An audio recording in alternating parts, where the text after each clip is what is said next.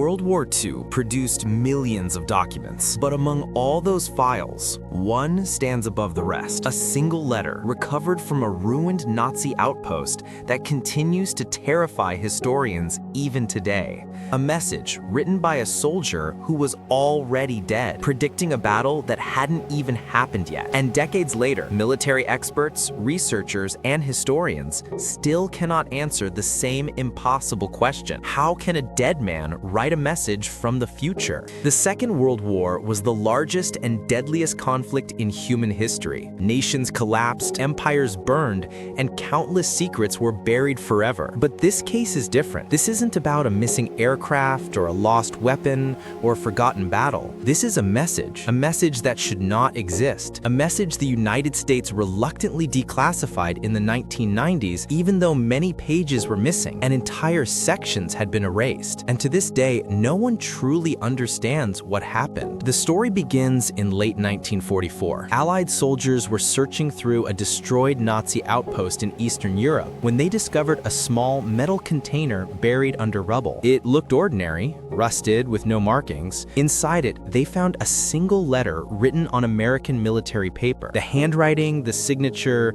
the tone, all unmistakably belonged to an American soldier named Sergeant Thomas Reilly. There was only one problem. Sergeant Reilly had been officially dead for 2 weeks. According to military records, Reilly had been killed instantly by an artillery strike. His body had been buried, his personal belongings had been documented.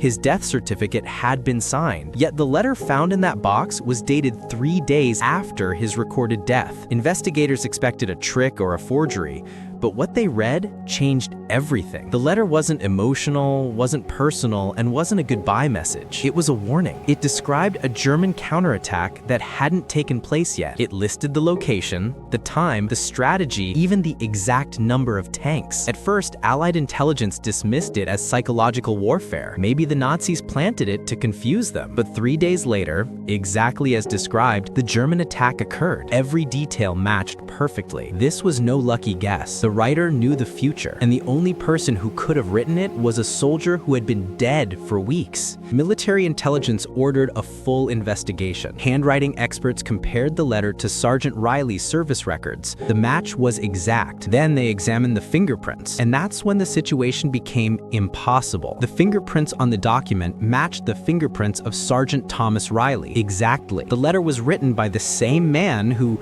according to every official record, was already dead. The investigation only grew stranger from there. Reilly's grave was quietly opened, and what they found shocked everyone involved. The coffin was empty. No remains, no uniform, no personal items, nothing. Somehow, the soldier who died was no longer in his grave. The case was immediately classified as top secret. Only a handful of officers were allowed access to it, and when parts of the file were finally declassified decades later, researchers discovered that several pages were missing. Dates had been blacked out, reports had been removed from the archives, key witnesses were never identified, but the most chilling entry remained. A single line describing the incident as Case 116, event beyond conventional explanation. Someone, at some point, clearly wanted this mystery buried, but they didn't remove everything. One final clue survived, the last sentence of the letter. Historians consider it the most disturbing part of the entire case. It read, "This is not the first time I have lived this battle." That single line opened the door to dozens of theories, none of which provide a complete answer. Some believe Sergeant Reilly was part of a secret military intelligence experiment,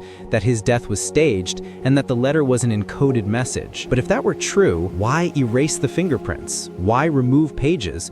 Why hide the body? Why classify it as something beyond explanation? Another theory suggests a spy may have used Reilly's identity to send information to the Allies, but matching fingerprints make that nearly impossible. And the prediction of the future? Impossible to explain. And then there is the third theory, the one most historians avoid discussing publicly. The idea that war, with its trauma, chaos, and unimaginable intensity, might push the human experience beyond the boundaries of time and reality. reality? Could he have seen the future? Could he have relived the same moments? Was the letter a premonition, a time slip, a fracture in time caused by the extreme stress of combat? No one knows, and the missing documents ensure no one ever will. More than 80 years later, the physical letter still exists. The ink hasn't faded, the signature still matches, the fingerprints still match. A dead man predicted a future battle with impossible accuracy and then disappeared from his own grave. Records can be altered, files can be erased, people can lie, but fingerprints don't lie. And yet in this one case, from this one soldier, every rule breaks. And that is why this remains the World War II mystery historians still can't solve.